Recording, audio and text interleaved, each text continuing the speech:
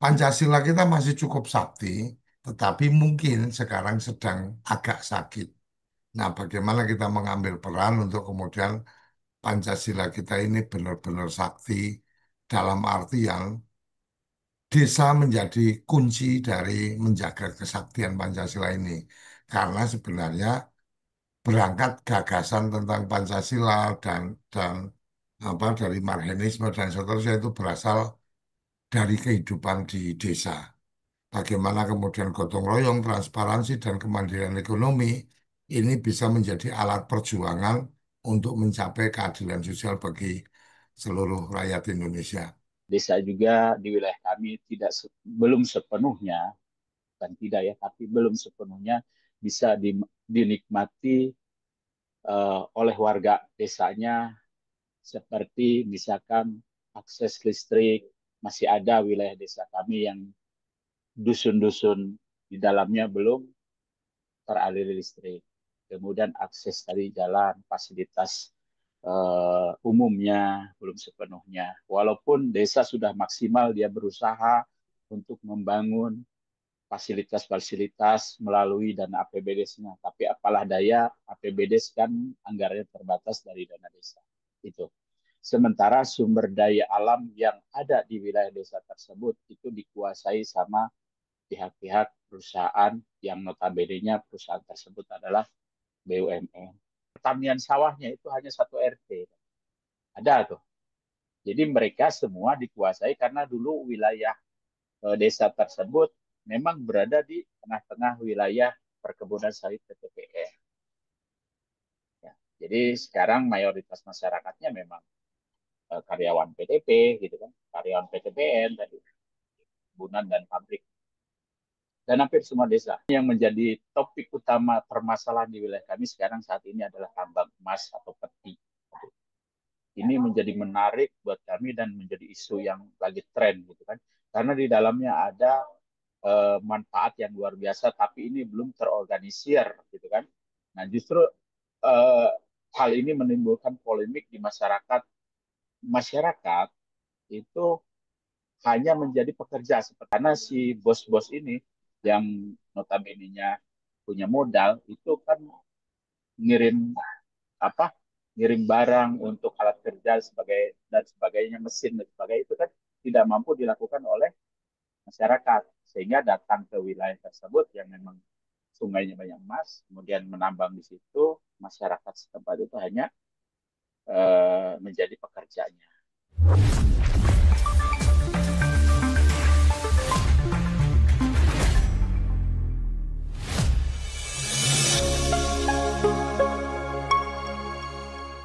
Bismillahirrahmanirrahim. Assalamualaikum warahmatullahi wabarakatuh. Berjumpa kembali di Ngobrol Desa episode eh, 126. Ya, pada pagi hari ini kita sedang memperingati Hari eh, Kesaktian Pancasila, eh, dan saya kira tadi sudah diingatkan Mas Polil bahwa kibarkan sangsaka merah putih, kami juga langsung siap kibarkan sangsaka merah putih. Ya, kemudian kaitannya dengan karena sembari memperingati Hari Kesaktian Pancasila, kita mengambil topik atau mengangkat topik menakar kesaktian Pancasila, refleksi implementasi nilai-nilai Pancasila di desa. Ini memang saya teringat kaitannya dengan mudah diucapkan, apalagi ketika kami penataran P4 itu 21 hari waktu itu. Saya kira nanti ditarik itu yang menurut saya ditariknya adalah bagaimana implementasi nilai-nilai Pancasila di desa. Konteksnya adalah kekinian. Yang era ini Gigap Gempita, ada Kopdes Merah Putih, ada Genggam Gempita BUMDes, ada BUM BUMN Pertanian atau lain-lain. Ya, nanti kita akan dihantarkan oleh Pak Disuro Koco, Ketua Kode Indonesia juga Ketua RPDM. Ya, kita sapa dulu. Assalamualaikum warahmatullahi wabarakatuh. Pak Dikoco dan kawan-kawan semuanya, selamat pagi. Waalaikumsalam, Mas. Wah, ini di Solo Raya anu Pak De, segar karena kemarin sampai tadi malam hujan sehingga tumbuh-tumbuhan itu eh, saya dengar itu mengucapkan syukur alhamdulillah gitu ya. Mudah-mudahan nanti suasana Hari Kesaktian Pancasila itu juga akan memberikan pencerahan terhadap implementasi nilai-nilai Pancasila di desa khususnya Pak De. Monggo Pak De, dihantarkan untuk kaitan dengan topik pada pagi hari ini. Dipersilakan Pak De. Oke, terima kasih. Assalamualaikum warahmatullahi wabarakatuh, kawan-kawan. Jadi hari ini 1 Oktober kita memperingati Hari Kesaktian Pancasila. Jadi kita mencoba mengangkat topik ini untuk ngobrol di saat pagi hari ini. Saya mencoba menyampaikan tentang mencoba memberikan pengantar lah ya. Kesaktian Pancasila dan implementasinya di desa. Jadi ada satu pertanyaan yang mungkin ingin saya lontarkan. Hari ini Pancasila kita ini memang sakti atau sedang sakit? Karena sakti sama sakit itu hanya berbeda berpindah posisi kadang T-nya gitu kan. Jadi kalau sakti itu apa eh, K-nya duluan, kalau sakit itu kemudian apa eh, T-nya yang paling belakang, kira-kira kayak gitu. Nah,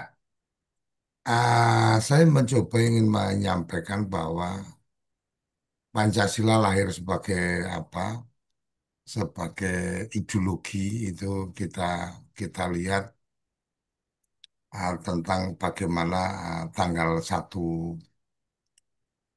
Juni ya. Jadi 1 Juni kita memperingati satu kelahiran gitu kan. Kelahiran dari Pancasila dan kemudian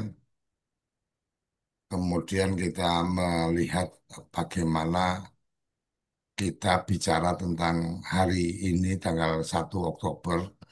Ini ada satu peristiwa 30 September yang kemudian karena ini versi yang ada adalah tentang bagaimana kemudian itu di apa digagalkan, katanya idenya adalah menggantikan Pancasila, tapi banyak hal yang melingkupi di sana yang kita juga belum melihat bahwa apakah memang benar seperti itu dan seterusnya. Cerita yang lain yang mungkin kembali lagi mungkin kita tidak sedang mencoba untuk berbicara tentang itu. Tetapi lebih pada berbicara tentang bagaimana bagaimana cerita tentang kondisi dari Pancasila hari ini. Karena bicara tentang kesaktian. Jadi pertanyaan reflektif kita adalah Pancasila kita ini masih sakti atau kemudian sedang sakit.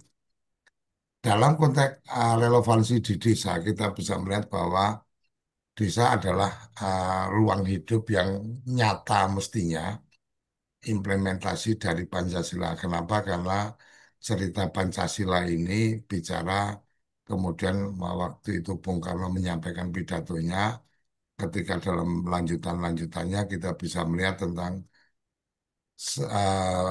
gagasan dari Pancasila itu bermula dari satu pemikiran Marxisme yang di yang digagas oleh Bung Karno, yaitu tentang bagaimana satu cerita masyarakat di desa. Jadi kalau kita bicara Pancasila, mestinya nggak bisa lepas dari itu.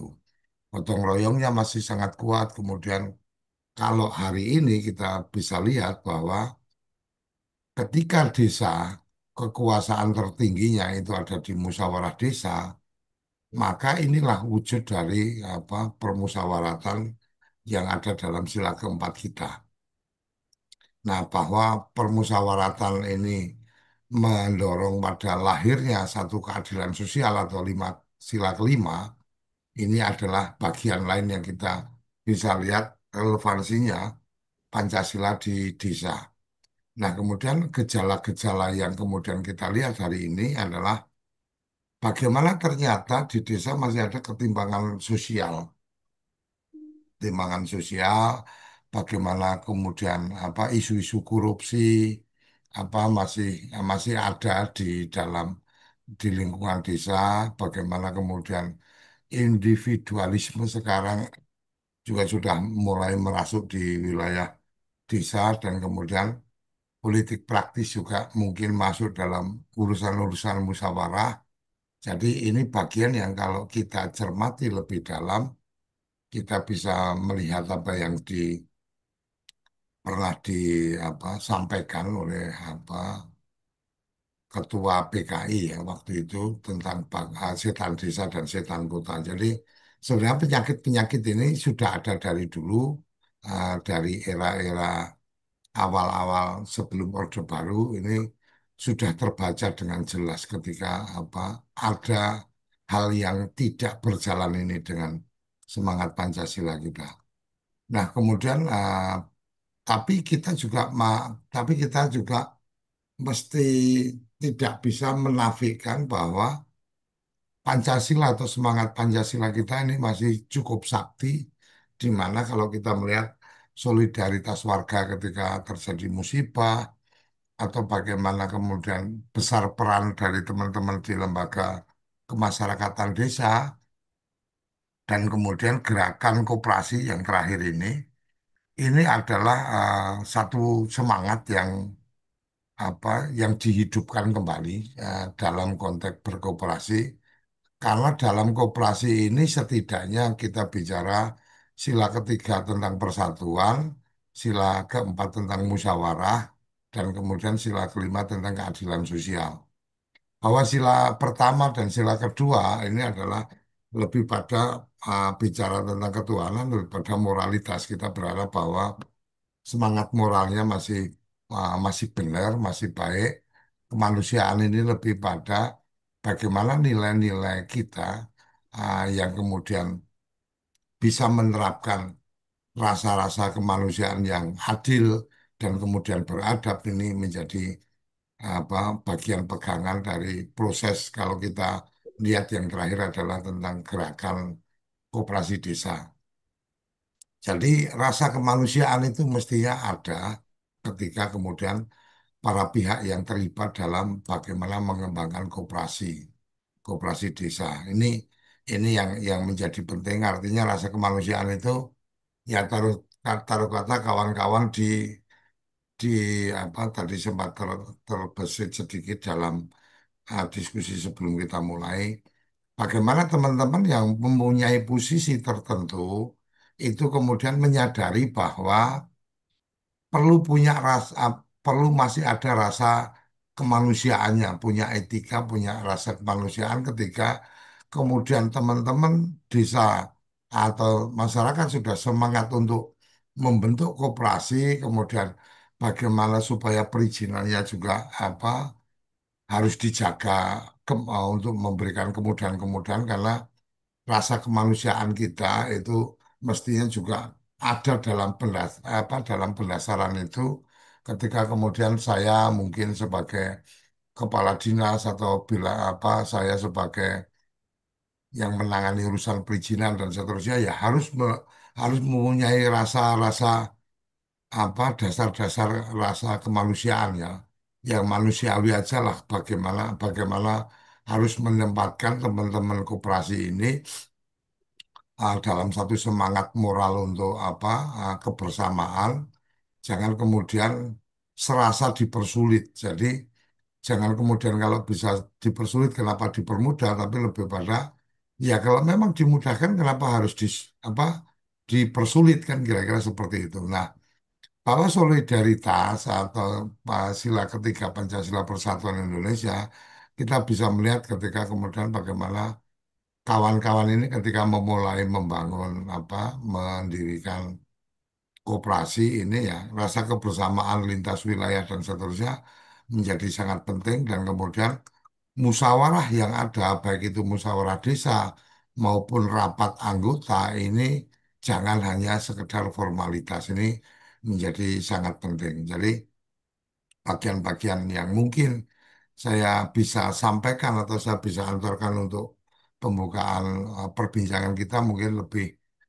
pada hal-hal yang seperti apa yang tadi saya sampaikan. Pancasila kita masih cukup sakti, tetapi mungkin sekarang sedang agak sakit. Nah, bagaimana kita mengambil peran untuk kemudian Pancasila kita ini benar-benar sakti dalam artian desa menjadi kunci dari menjaga kesaktian Pancasila ini.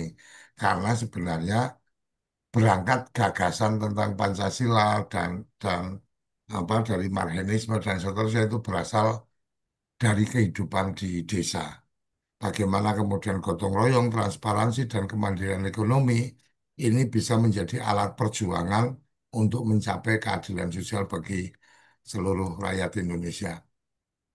Jadi kawan-kawan mungkin sebagai bagian lahir dari apa dari pengantar saya mungkin saya ingin sampaikan bahwa Pancasila ini mungkin apa sedang tidak sakti atau sedang sakit, tetapi kita masih punya waktu, masih punya ruang untuk kemudian Pancasila ini mampu kita jaga dalam ruang hidup kita menjadi apa satu membuktikan bahwa Pancasila akan selalu sakti dalam sepanjang perjalanan zaman atau sepanjang perjalanan Indonesia kita.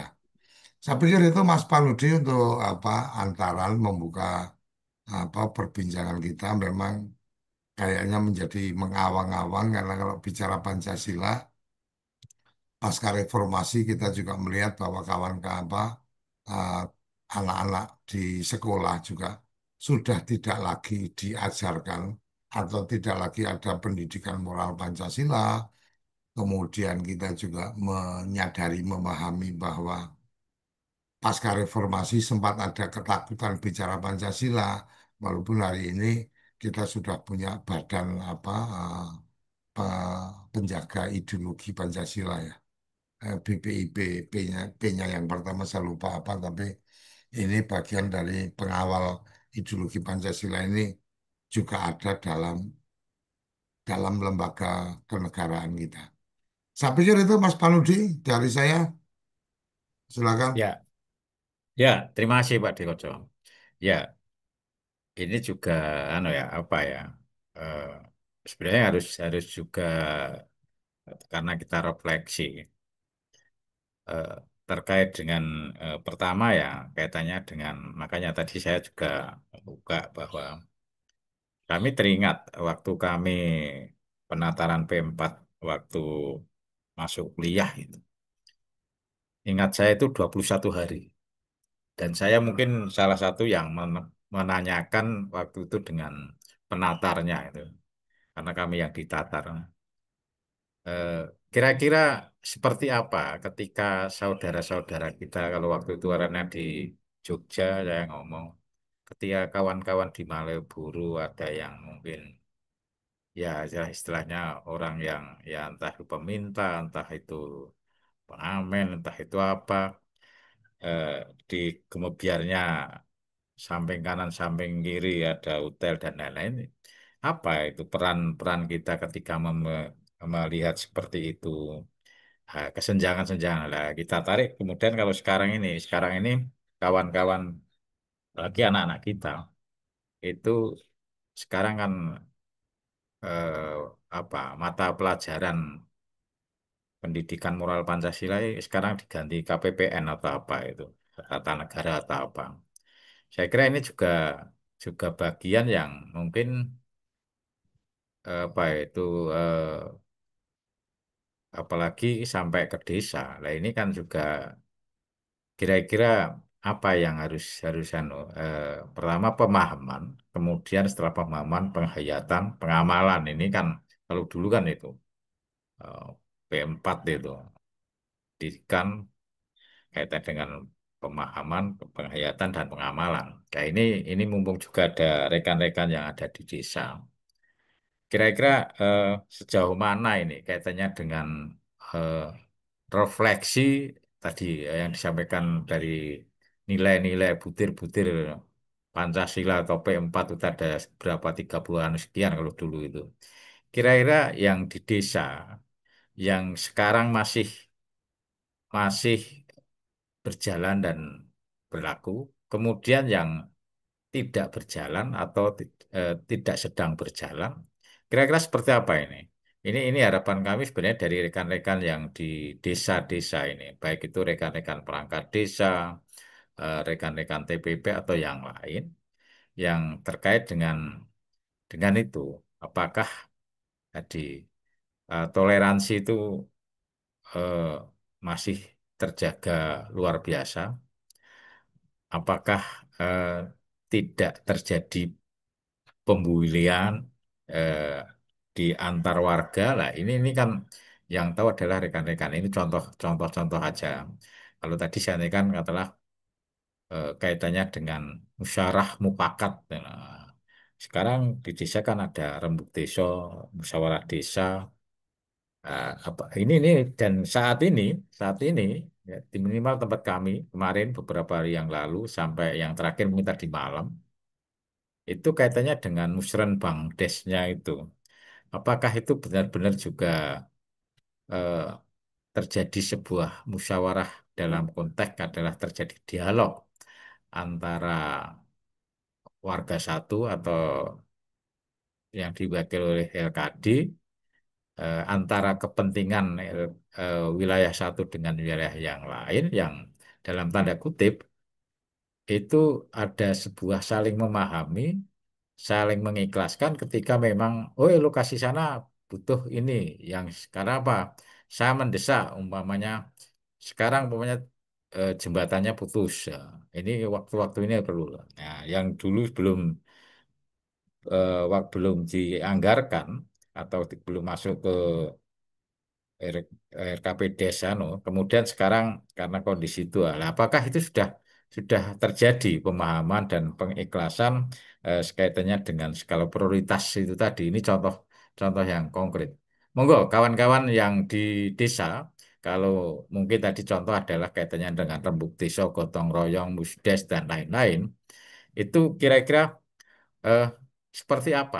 Sejauh mana yang terjadi yang di desa-desa? Kami persilahkan untuk kawan-kawan melakukan resen yang ingin menanggapi atau katakanlah menyampaikan pendapat terkait dengan refleksi nilai-nilai Pancasila di desa itu. Kalau keadilan sosial mungkin juga eh, apakah apakah terjadi karena keadilan sosial itu tidak mudah menerjemahkan apalagi mengimplementasikan gitu. Ini yang menurut saya perlu eh, eh, eh, tahu kita semuanya. Dipersilahkan kawan-kawan untuk yang ingin bertanya atau ingin menanggapi untuk resen. Monggo,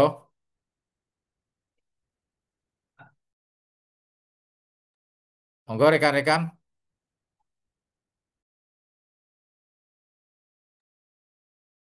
Ini sudah ada Mas Lukman.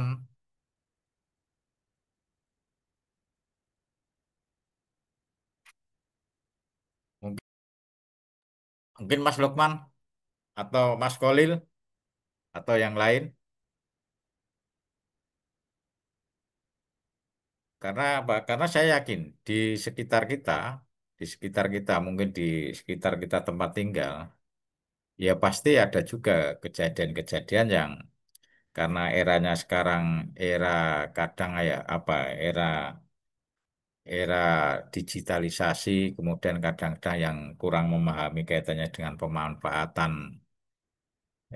digitalisasi, kadang memposting-posting berita-berita hoax. Lah ini kan juga s- salah satu nilai-nilai, apalagi ketika di tingkat desa, ini kan nilai-nilai implementasi nilai-nilai Pancasila itu sampai sampai seberapa jauh di masing-masing lingkungan kita.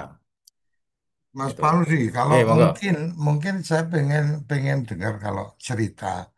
Mungkin Mas Paludi kan terlibat dalam beberapa proses musyawarah desa.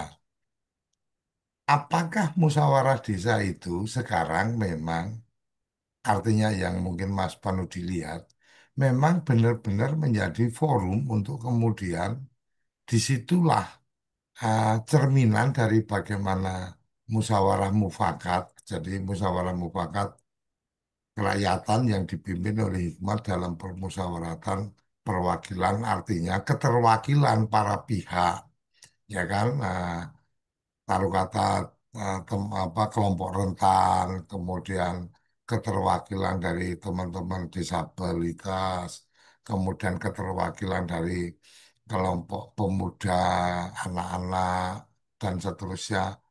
Apakah itu juga terjadi dalam musyawarah desa yang sementara ini Mas Panu dilihat? Karena kan dengan teknologi informasi yang luar biasa dan seterusnya, mungkin ada ketidaktertarikan atau ngapain ikut musyawarah desa. Termasuk juga mungkin Mas Parudi bisa memberikan gambaran tentang lembaga kemasyarakatan desa yang ada, sejauh mana keterlibatan mereka dalam musyawarah desa, dan atau jangan-jangan di musyawarah desa ini kemudian fokusnya lebih pada fokus materialistis, artinya lebih pada berorientasi memperjuangkan tentang kelembagaan mereka atau komunitas mereka ini mendapatkan alokasi anggaran dan seterusnya. Kira-kira kayak apa nih Mas Panuji? Ya, saya mencoba mencoba eh, apa eh, menyampaikan apa yang ketika kami monitoring karena Musren Bangdes itu kami nggak bisa memenuhi yang saya baru-baru aja kami diundang, kebetulan kami diundang, jadi ya jauh sekali itu. Desanya Poncot jauh dari anu itu sudah hampir perbatasan lah, hampir perbatasan. eh. Eh, Masih itu Pak D, masih dalam konteks gini. Pertama dari segi keterwakilan, keterwakilan dari berbagai lembaga itu masih. Kemudian kualitasnya, kualitas apa idenya itu pun masih. Contoh kemarin ada usulan itu yang mengusulkan dari eh, apakah guru PAUD ya guru PAUD dan guru PAUDnya itu bukan guru PAUD. Ini kan PAUD desa Pak ya, guru PAUD desa, TK desa itu bukan pegawai ya, negeri atau enggak, itu ya ya namanya guru PAUD paling-paling kalau dari desa itu dianggarkan ya sekitar 400 per bulan lah untuk honornya itu. Dan itu ternyata juga usulnya dari beliau-beliaunya ternyata dapat dukungan satu dari unsur BPD. Dari unsur BPD juga dari anggota BPD yang hadir juga merespon, kemudian dari unsur eh, ibu-ibu penggerak PKK itu juga eh, buktinya apa? Ketika diperkuat kaitannya dengan berarti kan kaitannya dengan satu bahwa PAUD tidak hanya katakan ya kaitannya dengan sarana dan prasarannya, kelengkapannya, keamanannya itu ternyata ini saling didukung. Berarti kan eh, ini masih ada. Ini salah satu contoh bahwa ternyata juga tidak ego ego dalam konteks adalah ego kepentingan kelompoknya. Itu ternyata ada masih ada kaitannya dengan itu. Apa itu? Oh, ini prioritas karena apa? Ini eh, apa kaitannya dengan pendidikan dasar mulai dari PAUD dan TK ini memang betul-betul diperhatikan mulai dari keamanan, kebersihan, kenyamanan, ya, termasuk kaitannya dengan katalah eh, apa itu bagaimana peran-peranan ini kan kami juga kebetulan ada hadir juga dari anggota DPRD-nya. Kami juga menyarankan kalau memang ada sebagian yang tidak bisa di cover oleh dari APBD dalam konteks karena ini kewenangan desa, kenapa tidak karena Dewan juga punya dana aspirasi. Ini kami sampaikan juga, silakan itu proposal nggak sulit kok, silakan. Ada yang sebagian mungkin masuk ke APBDes yang diprioritaskan dari dana desa, oke. Kalau memang masih butuh atau di lokasi yang lain, kemarin juga ada lokasi yang lain, silakan. Ini kan bagian dari yang harus juga didengar oleh rekan-rekan DPRD yang di dapil itu. Eh, Kami justru mendukung kaitannya itu, kami juga memberikan stressing, tapi yang jelas dari musyawarah itu masih Pak Di. Bahkan ada eh, KPMD, salah satu KPMD, kemudian ada yang wakil ketua atau ketua bidang kaitannya di BPD, itu sebagian juga ada yang dari unsur disabilitas. Nah, ini juga menyuarakan kaitannya dengan apa apa yang dibutuhkan dari beliau-beliau itu. Nah, ini saya juga cukup menarik. Kemudian juga eh, apa usulan-usulan yang ya biasa terkait dengan tapang itu kan kadang kadang katalah makanya kadang berita-berita hoaxnya itu, wah ini kok di daerah sini kok ada apa itu di didirikan untuk kandang banyak kandang ayam gitu. Tapi sebenarnya itu bisa karena apa? Ketika mendirikan kandang ayam itu kan tetap kaitannya kelayakan lingkungan sesuai dengan SOP-nya dan itu saya kira perlu eh, kejelasan-kejelasan, penjelasan-penjelasan, sosialis-sosialis yang secara masif baik dari pemerintah desa, LKD dan yang lain-lain. Yang ini jangan sampai salah tadi, hoak itu. Karena apa? Karena kami juga sudah wanti-wanti dan itu dijelaskan di itu dengan jarak sekian, amannya itu dengan jarak sekian, dengan cara apa itu pengelolaan kandangnya seperti ini. Nah, kemudian kami selaku TPP waktu itu dihadirkan juga, kami juga memberikan stressing ketika harus SOP-nya harus jalan. Kedua, ketika pengen katakan lingkungan aman dari berbagai macam eh, sanitasinya, ini juga ada sekarang inovasi-inovasi, baik katalah ketika pembuat pakannya yang eh, biar tidak bau, kemudian hasilnya bagus, itu juga ada. Kami juga menyampaikan seperti itu. Sehingga disinilah musyawarah desa itu eh, kaitannya dengan tadi refleksi nilai-nilai Pancasila itu masih masih ada yang katalah jembatan yang itu bukan kewenangan desa karena sungai. Nah ini bagaimana?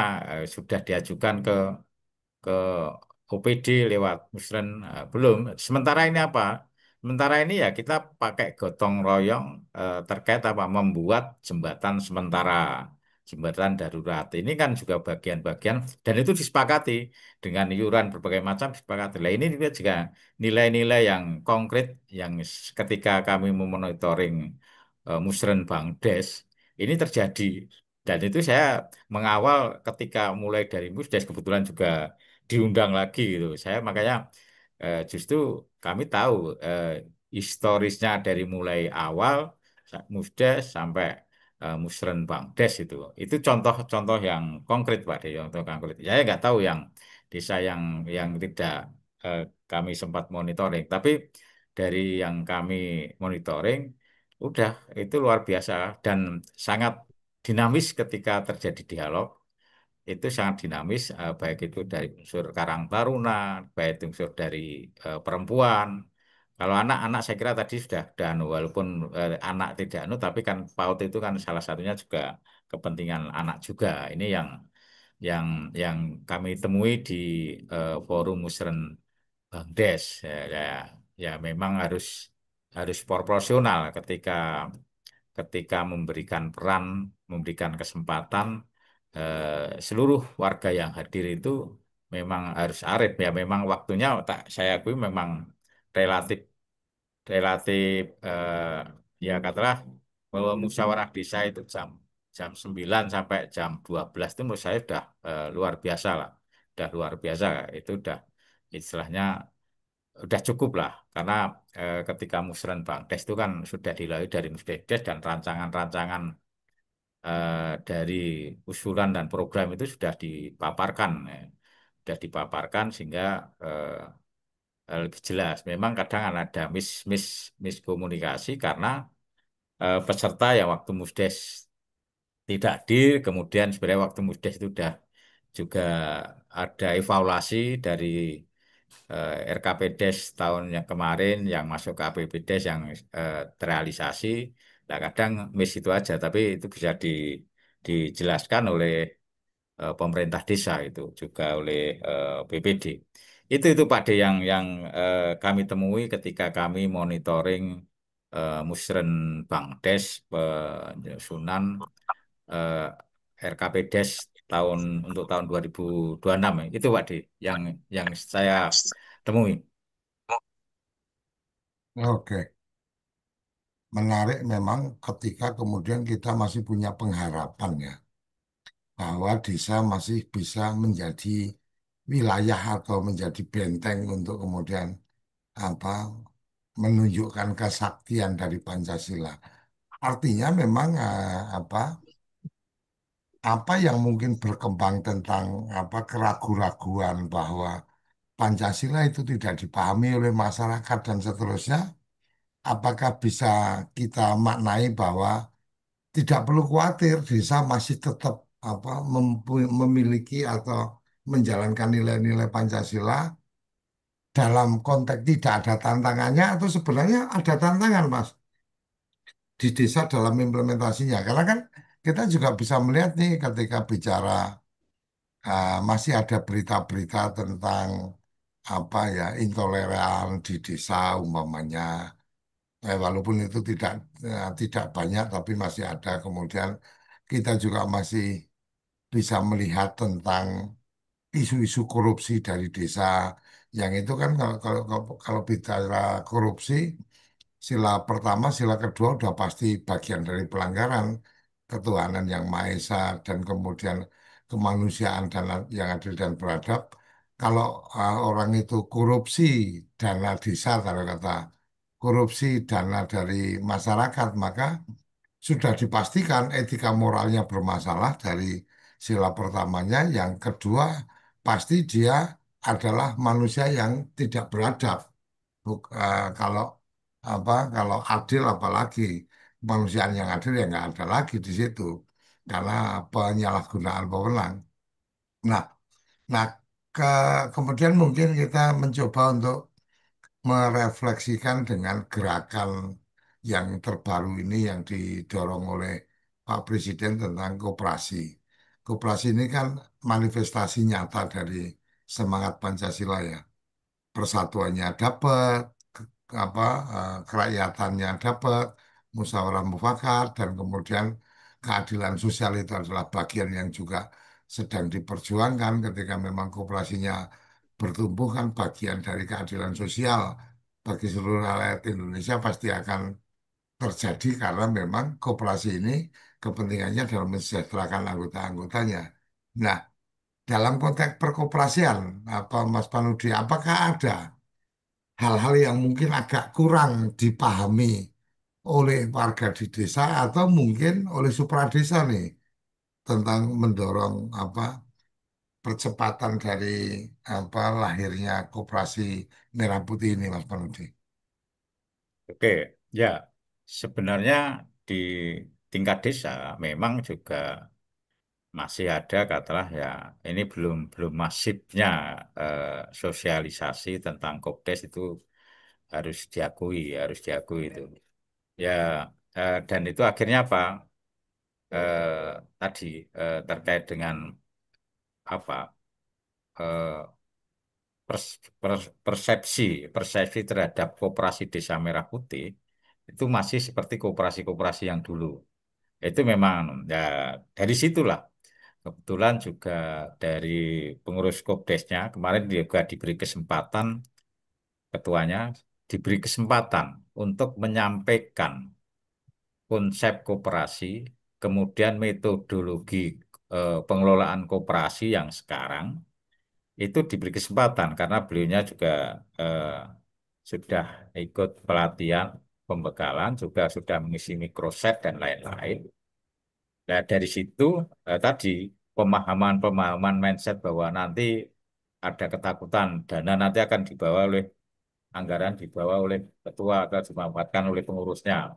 Itu dengan dijelaskan oleh pengurus koperasi juga kami stressing bahwa sekarang itu era digital, sekarang itu metodologi dengan sebuah aplikasi keterbukaan dan ketransparan, siapa siapapun bisa mengetahui, memantau itu.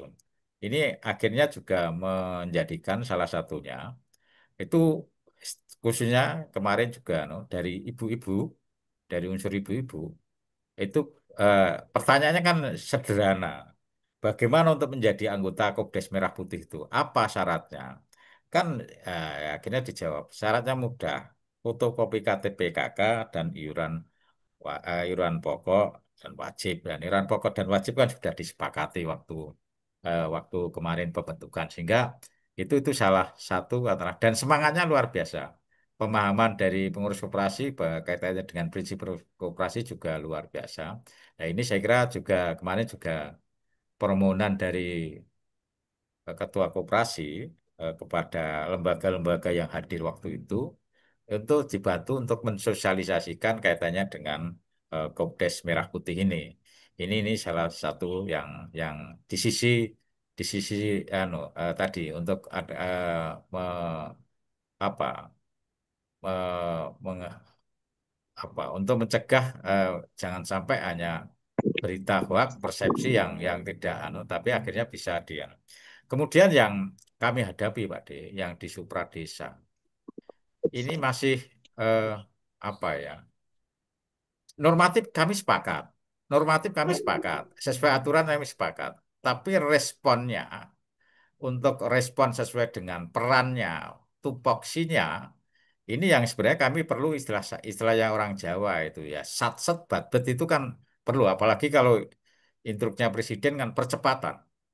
Nah, harapan kami juga kalau bisa itu katakanlah kecepatannya kalau hanya 20 bisa jadi 80 atau 100. Kenapa tidak? Kami tetap eh, apa itu kami kebetulan karena kami ya ditangisi karena yang jelas Musdesus itu kami mengawal, kemudian kami juga kami kan ditangisi ya, akhirnya ditangisi oleh ya Kopdes, oleh Kades, Kopdes kaitannya ya NIB kami kemarin juga kami dampingi. Ini kurang ini kaitannya dengan notaris juga kami kontak notarisnya dan dia sanggup dan selesaikan segera. Kemudian antar OPD yang ini, yang perdebatannya gayang Pak De. Kadang tadi masih ada pandangan, apakah nanti istilahnya ini apakah bisa mengembalikan? Apakah bisa koperasi ketika pinjam itu bisa mengembalikan, bisa mengelola eh, kegiatan usahanya, unit usaha. Yang ini persepsi-persepsi ini justru dari Supradesa yang itu membidangi. Saya sebenarnya juga agak ya kebetulan karena tidak berhadapan hadapan lewat lewat telepon dan itu eh, kami hanya dengarkan dengan antar OPD dan dan kami juga berusaha melakukan Pak De, melakukan istilahnya etika kami melakukan mohon izin untuk koordinasi juga tidak begitu direspon gitu. Tapi kami juga tidak menyerah gitu. Kami antar OPD Pak De. Ya kebetulan ya sebenarnya secara pribadi kenal semua itu. Karena itu mantan-mantan camat kami kenal semua secara pribadi. Tapi cuma ya tadi responnya hanya aja paling-paling saya ya mungkin secara nanti suatu saat akan kami eh, tapi kami jelas kemarin eh, hari ini nggak bisa besok pagi saya sudah memberikan kepada kabitnya tolong eh, diagendakan dengan OPD terkait dengan mitra-mitra yang terkait ini yang akan sebagai unit-unit usaha ini untuk bisa duduk bareng eh, mencari solusi yang tercepat kalau kaitannya dengan KPL itu seperti apa kaitan KPL untuk pupuk Indonesia untuk penyaluran pupuk dan kami juga sudah antisipasi ya berbagai macam persyaratan secara portofolio template-template sudah kami siapkan kami sampaikan pada PD karena kami lewat PD kemudian ke Kopdes tapi memang Pak Kadesnya paham bahwa eh, ini yang berat justru di pengambil kebijakan karena dari pihak tiga yang diajak itu ketika di dikontak itu loh anu apa ya slow respon. Nah, ini yang kami kadang-kadang istilahnya orang Jawa itu gregetan itu loh. Kenapa ini hal yang seperti ini kan harusnya selesai dalam kalau saya selesai dalam waktu nggak usah lama-lama. Kalau memang bisa, era sekarang era digital, buatkan Zoom, Jet itu kan sebenarnya bisa. Saya paham sibukannya masing-masing, tapi nggak ada yang nggak bisa itu. Tapi kadang kayak gregetan itu. Ya biasa, saya ya akhirnya asli saya, anu, lah kalau seperti ini, apa yang diharapkan Pak Presiden itu nggak akan segera terjadi aku. Karena apa? Ini slow respon semua. Kalau slow respon semua ya lempar-lemparan, ya mohon maaf, nggak akan terjadi ini. Ya, saya nggak akan takut ketika saya udah biasa seperti ini. Saya ngomong saya udah biasa seperti ini, nggak apa-apa kalau memang Nah ini hal-hal seperti ini Pak De, yang ini harapan-harapan kami. Kami tetap sesuai dengan aturan normatif itu kami pegang. Kami juga nggak mau. Tapi jangan sampai slow respon. Ya harus istilahnya ya eh, gercep, gerak cepat itu. Ini yang kami hadapi dan kami memang tidak menyerah gitu. Kami pokoknya alternatif-alternatif kami akan lakukan dan kami ya apa mau dikatakan berbagainya mungkin dikatakan saya nggak urus saya ya kalau memang itu tugas kami bagaimana katalah harapan kami apa yang diharapkan oleh Kopdes itu kan ya di sana kan anggota-anggota warga masyarakat. Harapan kami kan seperti itu dan kami juga sempat mengkontak pada kawan-kawan ketua Kopdes kaitan berbagai informasi, kontak person. Ya kami terus terang juga ya bagaimana menjadikan biar cepat ini kan harus kontak sana, kontak sini. Ya, ini yang dihadapi Pak D. Yang ini yang dihadapi bagaimana katalah saya nggak tahu mindsetnya itu seperti apa. Ini juga perlu sebuah apa ya, sebuah perubahan mindset kaitannya dengan birokrasi yang ada di eh, kita itu Pak D. Saya kira itu Pak D. Terima kasih. Oke, silakan itu Mas Parudi, mungkin ada yang lain yang ingin memberikan responnya. Tadi kayaknya sudah ada yang buka mic juga. Siapa ya Pak D tadi ya? Monggo, kawan-kawan yang mau Itu udah ada raser. silahkan untuk,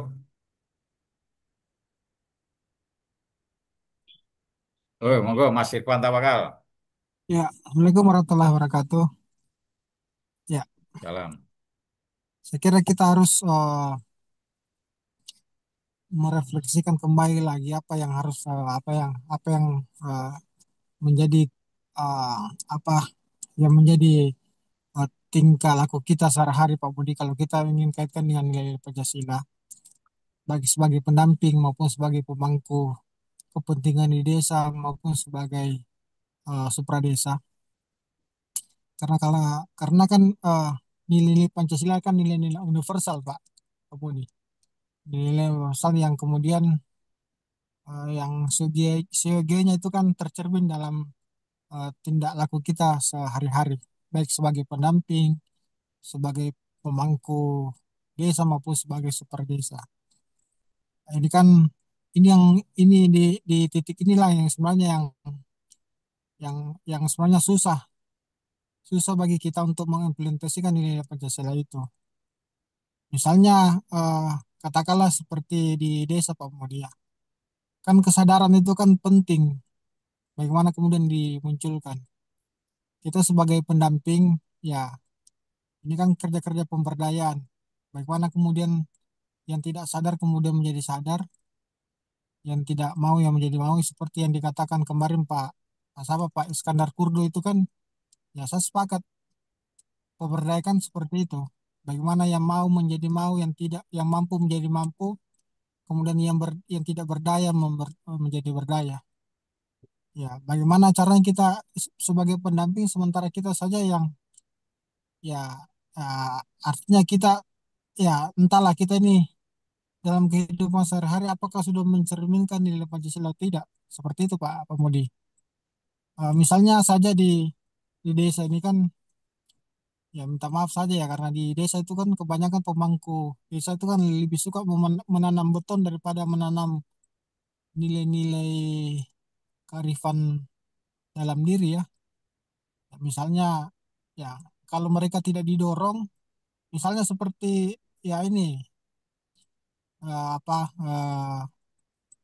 ke- apa Koperasi Merah Putih. Kalau mereka tidak didorong sampai hari ini mereka tidak melakukan pembentukan koperasi, tidak mengembangkan koperasi. Itu kan disitulah letak kesadaran kita Pak Pemudi ya. Karena kita kan susah juga karena Kak, ya semua dikapitalisasi, semua dimaterialisasi.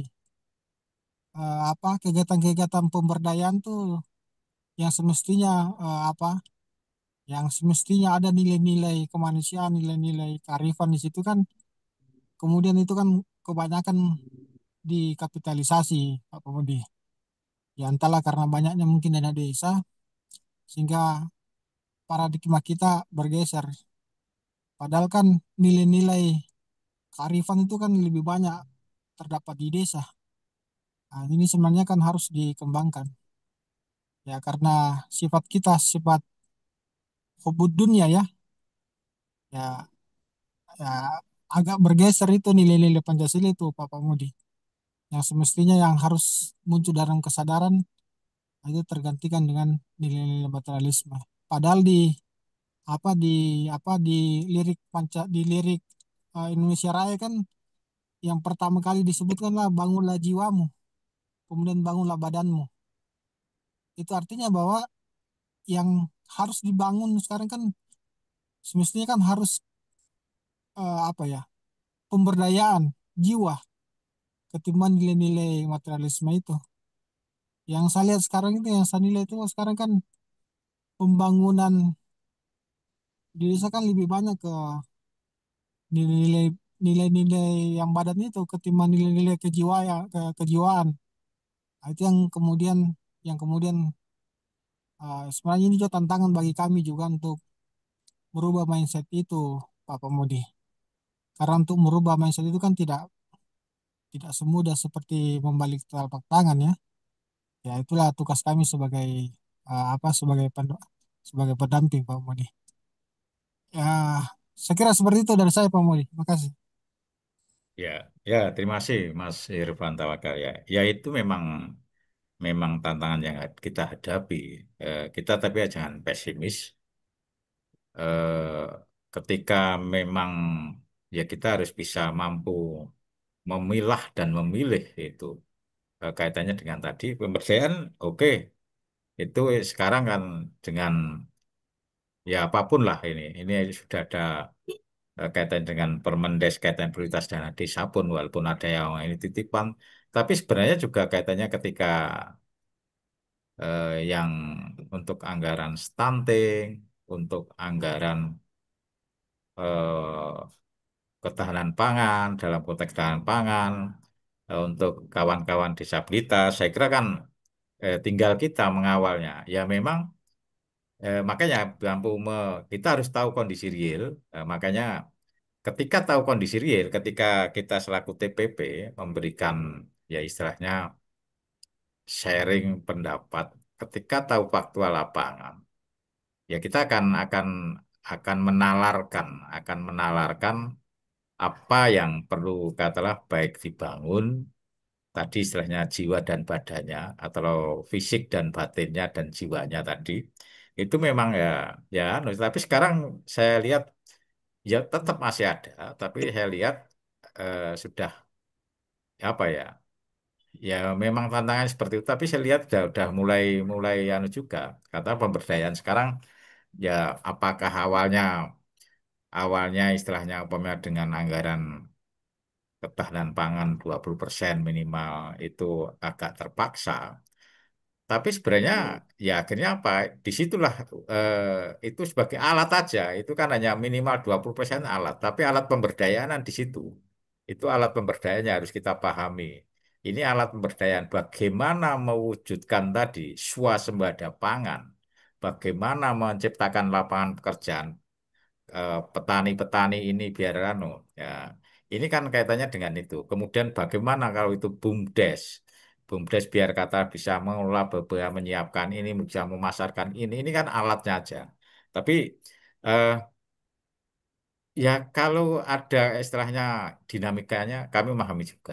Tapi kami di tempat kami masih optimis karena di waktu kami kemarin monitoring Musrenbang Des itu kebetulan juga ada warga yang izin, kebetulan dia juga BPD, sakit, eh, sakit dan sakitnya dirujuk ke rumah sakit. Ternyata ada imbauan kapan kita untuk besok, besok itu eh, nilai itu ya katalah kita menjenguk. Nah ini yang ternyata nilai-nilai Pancasila salah satunya ini adalah perikemanusiaan tadi gitu loh. Perikemanusiaan tadi yang konkret itu di forum itu malah kami juga dengar kami ya semua semoga segera sembuh karena kami kan kebetulan jauh dari jauh dari tempat tinggal kami. Tapi warga itu luar biasa. Ya ini memang tantangan tadi. Ya tadi alat-alat tadi mainan-mainan tadi kita selaku TPP ya memang mampu menerjemahkan itu harus mampu menerjemahkan sampai di tingkat tingkat grassroots, tingkat lokal, tingkat warga, tingkat kelompok. Ini yang yang harusnya. Memang untuk menyadarkan itu perlu proses, saya akui. Stunting itu sama kan. Untuk penganggaran stunting itu kan juga awalnya kan sulit. Tapi ke tempat kami sekarang by data dari akar persoalan apa ini? By data akhirnya kesadaran juga dari pemerintah desa sadar, warga desa, karena apa? Di rembuk stunting itu kan cetol itu. Kami biasanya by data sampai sampai akar persoalan itu akan dan kami nggak mau ketika hanya awangan itu nggak mau awangan itu hanya istilahnya du- dugaan-dugaan tapi by data, by name, by address dan akar persoalannya. Ini saya kira yang perlu adalah ini proses-proses seperti ini yang harus dilakukan oleh kita semuanya untuk tadi biar eh, nilai-nilai Pancasila dari lima sila itu walaupun belum sempurna secara keseluruhan, harapannya ya tadi bisa katakanlah terrefleksi, terimplementasi di ya seluruh warga yang ada di desa kalau ini di desa. Itu saya kira yang tanggapan kami itu. Monggo kawan-kawan yang lain yang pengen yang pengen atau menyampaikan pendapat unek-unek kaitannya dengan memang topik pada pagi hari ini karena ini lebih cenderung ke filosofi ya, ke pandangan hidup, ke pedoman hidup itu memang harus mampu menerjemahkan yang lebih konkret di tataran tataran warga, tataran masyarakat ini. Ini memang saya akuin. Ya, itu monggo kawan-kawan yang lain yang akan resen akan berikan pendapat kaitannya dengan hari apa nilai-nilai eh, refleksi nilai-nilai Pancasila ini. Saya kira ini yang perlu kita tadi kalau kemarin Cak Itong itu Disaisme. Nah, Disaisme itu kan sebuah apa ya ideologis ya. Lah ini Pancasila ini kan juga ideologis negara, ideologis pandangan hidup dasar negara. Ini kan sebenarnya nggak sederhana ini. Kalau dijabarkan itu mungkin kalau dulu katalah mata kuliahnya itu filsafat Pancasila itu. Kalau waktu kami.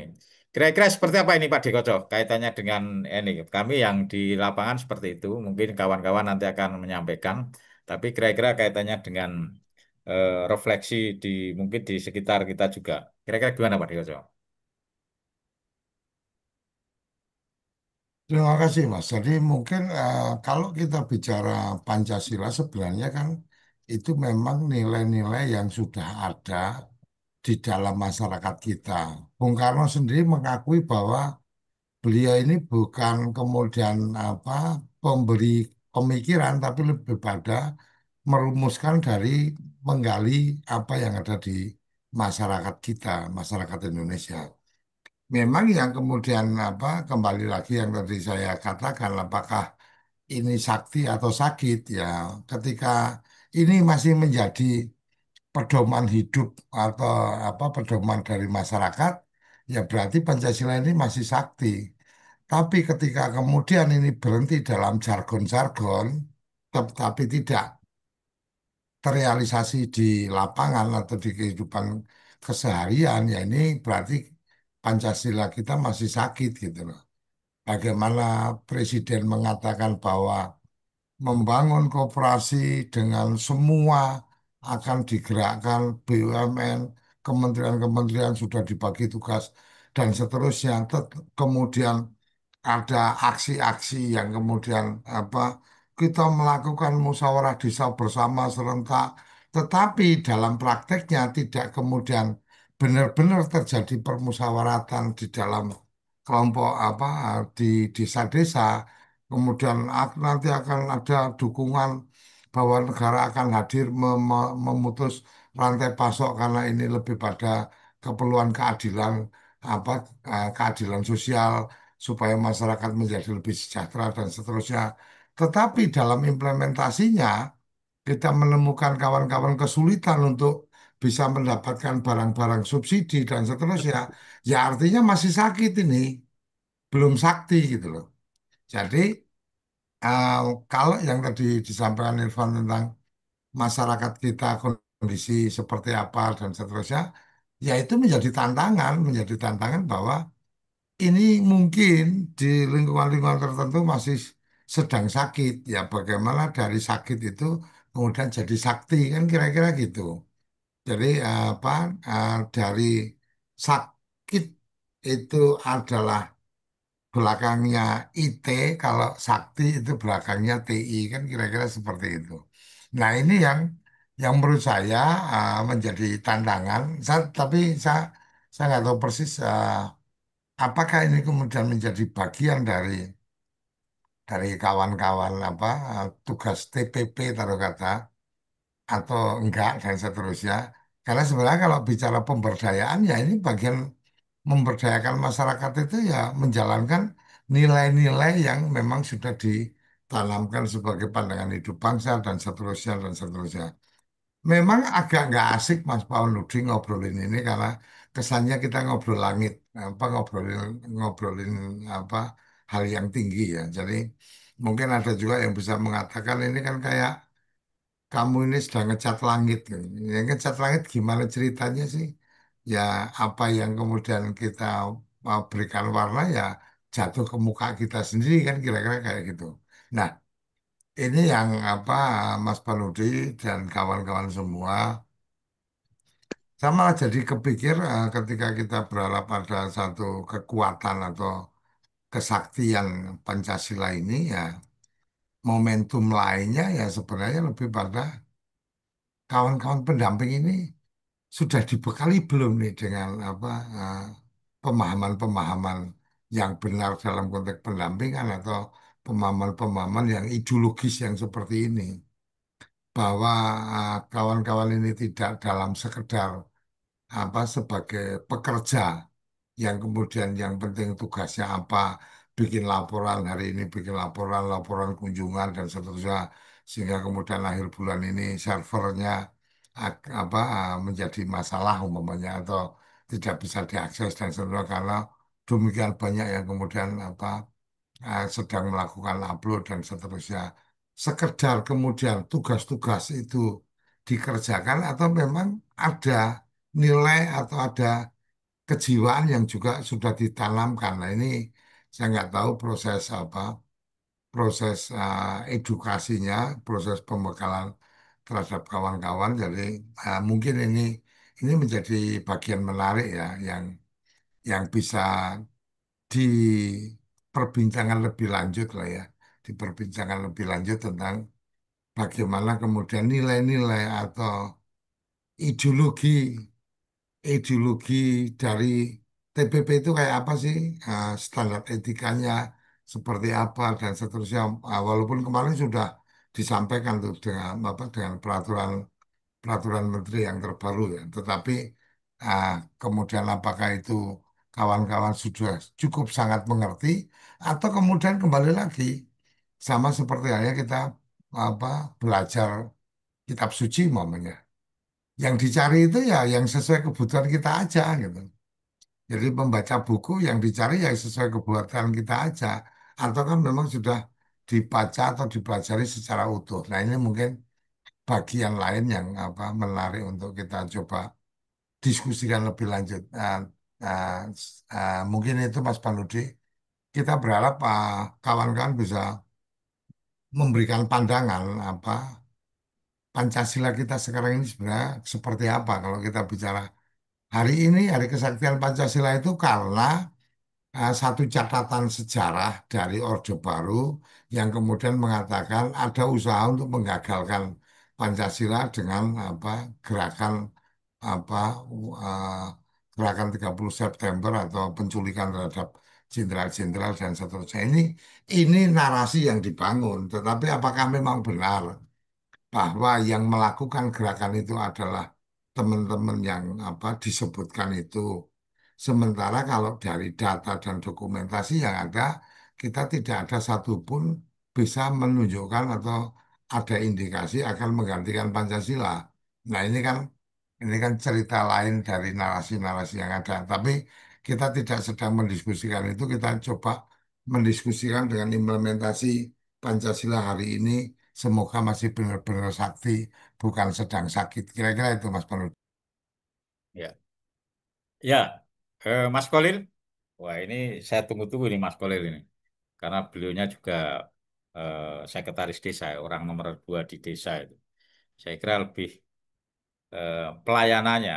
Pelayanan kan bagian dari katakanlah mungkin juga nilai-nilai Pancasila, pelayanan pemerintah. Ini kan pemerintah yang paling di depan eh, yang langsung melayani pada masyarakat adalah pemerintah desa dan Carik, Carik itu nomor 2 atau sekretaris desa itu nomor 2 di pemerintahan desa ini.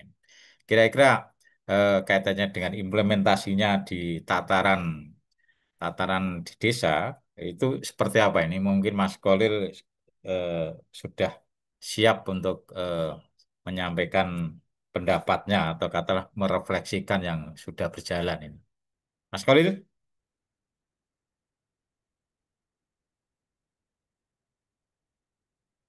atau yang lain?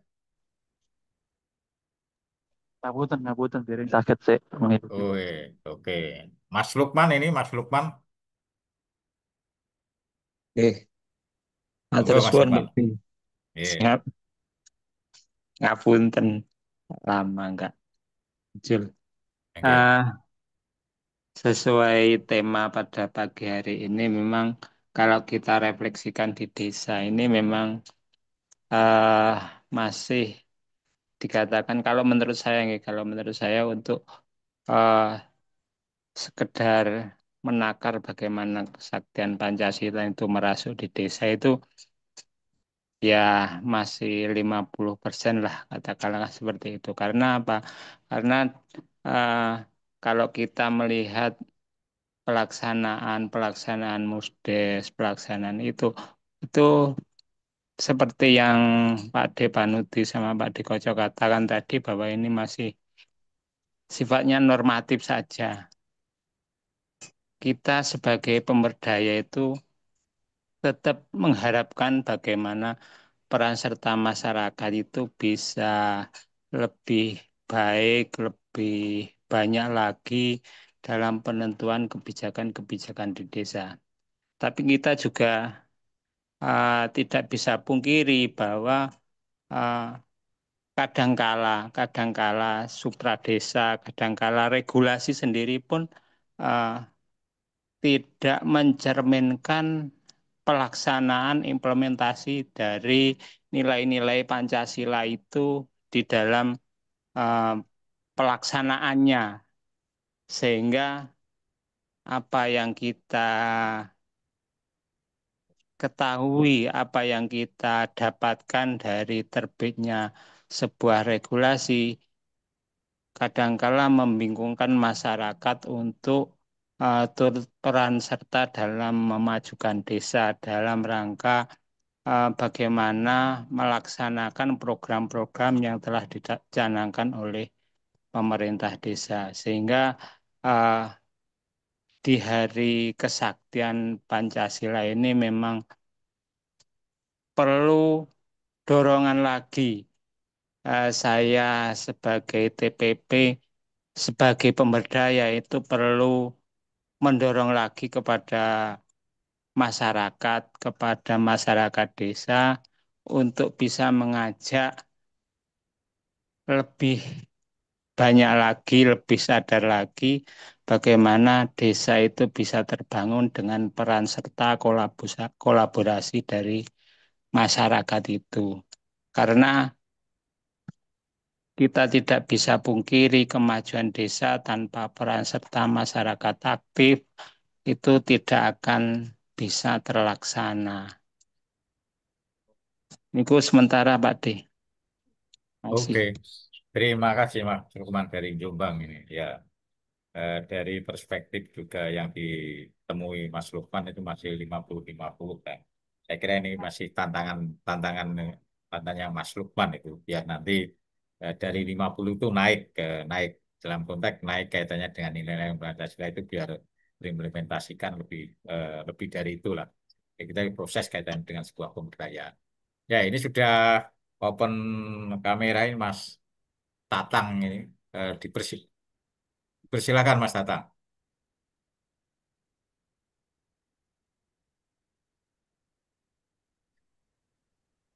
Assalamualaikum warahmatullahi wabarakatuh. Waalaikumsalam warahmatullahi wabarakatuh. Selamat pagi, salam sejahtera buat kita semua. Baik, Pak De, berkenaan dengan tema kita hari ini, yaitu Hari Kesaktian Pancasila, 1 Oktober 2025.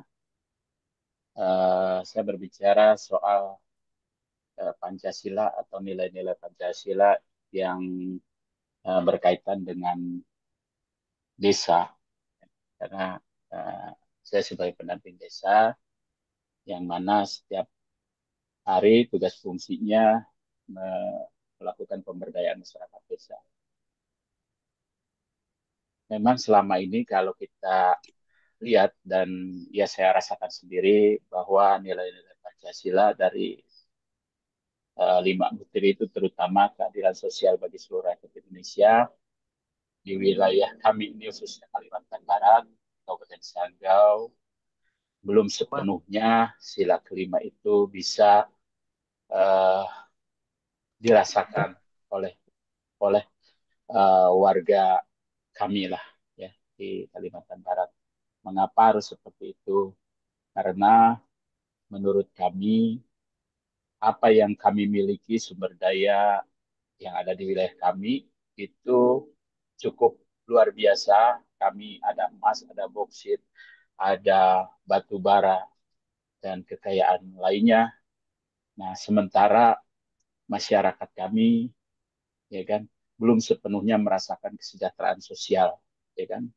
Masih ada rakyat atau masyarakat yang memang perlu perhatian yang khusus, namun apa daya eh, lembaga pemerintahan yang ada itu tidak bisa memberikan secara penuh, ya kan, secara penuh dalam arti bisa memberikan sumbangsi kepada masyarakat yang memang betul-betul perlu diperhatikan.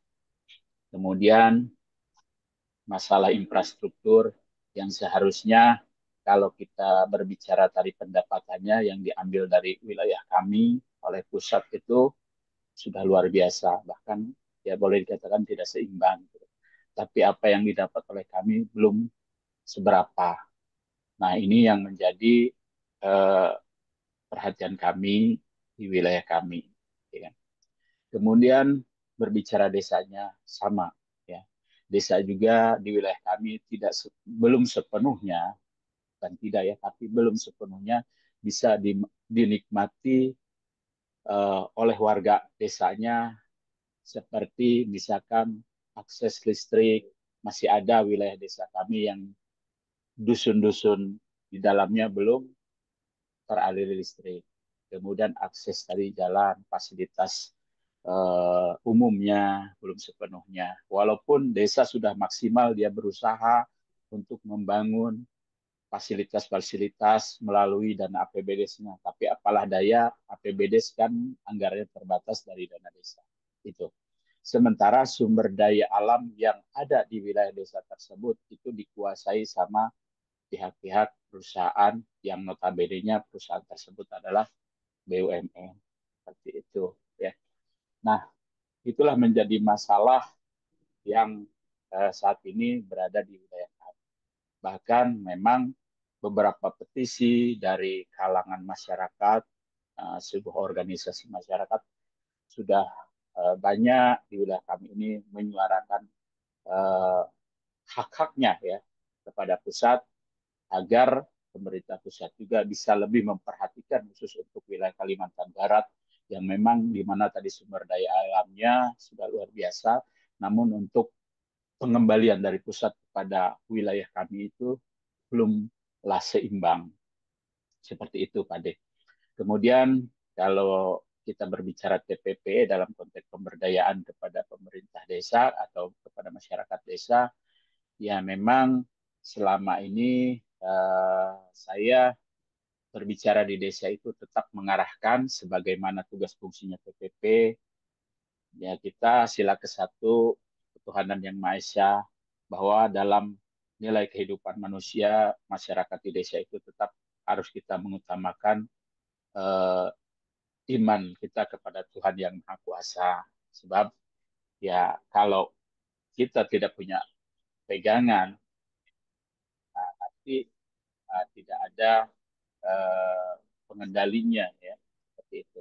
Kemudian ya apa yang saya harus lakukan di desa terkait pemberdayaan di dalam sila ke-1 implementasinya, ya saya selalu menyampaikan di dalam forum-forum desa bahwa kegiatan-kegiatan desa juga tidak mesti harus semua uh, konteksnya pembangunan, ya kan, tetapi pembangunan keimanan juga harus kita tanamkan di dalam masyarakat desa, terutama organisasi keagamaan. Kita harus betul-betul dibina oleh pemerintah desa seperti kegiatan keagamaannya, hari-hari tertentu yang biasa menjadi hari raya atau hari ibadah yang ada di wilayah desa. Karena di wilayah kami ini kan bercampur, ya, tidak semua mayoritas Muslim, jadi ada yang non Muslim, ada yang Muslim, bahkan ada sebagian besarnya itu non Muslim,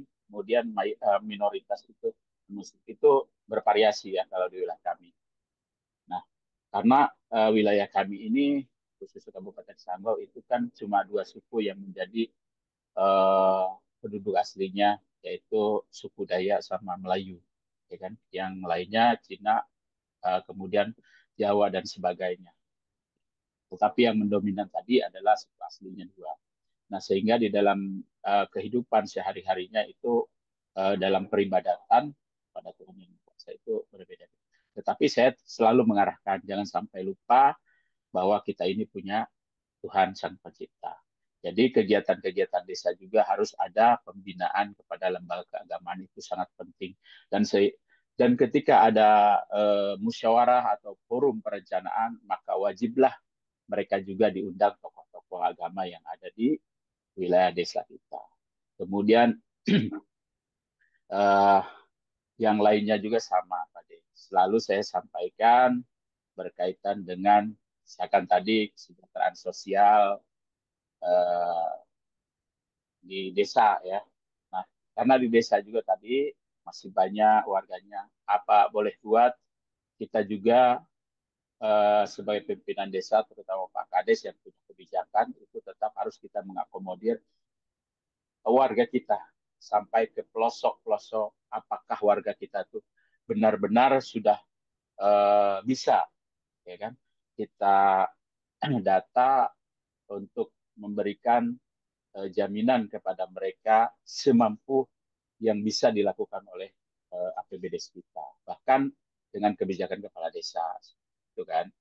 Kemudian untuk persatuannya juga saya sering sampaikan, kita ini bangsa Indonesia, apalagi kita ini berbatas langsung, kalau kabupaten kami itu berbatas langsung dengan Malaysia, ya.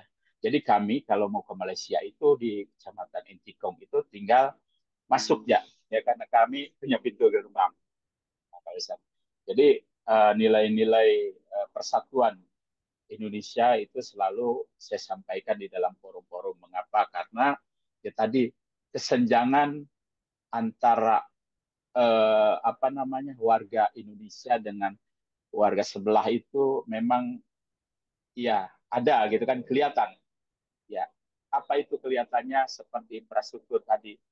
Bahkan kalau jalan kami itu masih di batas itu ada yang tanah, begitu sampai ke melangkah ke Malaysia itu udah hitam kan tadi. Kemudian dari segi harga sembako ada beberapa dusun di wilayah perbatasan ini desa yang memang belanjanya itu ke Malaysia karena dia tinggal melangkah. Kalau ke pasar Indonesia tadi itu jauh ke ibu kota kecamatan pasarnya. Jadi segala transaksi keuangan itu tadi sudah ke Malaysia. Nah, inilah yang sering saya sampaikan di dalam forum-forum di sini, di desa maksudnya ya. Nilai-nilai persatuan Indonesia itu selalu saya tanamkan karena jangan sampai nanti punya pemikiran warga masyarakat desa itu berpikir begini, oh kita kok udah hampir sepenuhnya gitu kan aktivitas sehari-hari itu lebih dominan ke negeri sebelah ya. Negeri sebelah beli beras ke negeri sebelah karena kalau ke kita ke Indonesia ini jauh, kemudian aksesnya susah karena ada satu desa yang memang terisolir gitu kan. Jadi ketika dia mau nyebrang ke ibu kota kecamatan itu harus naik perahu ya atau speed motor air karena dia dibelah sama sungai. Nah, sehingga aksesnya lebih mudah ke negeri sebelah.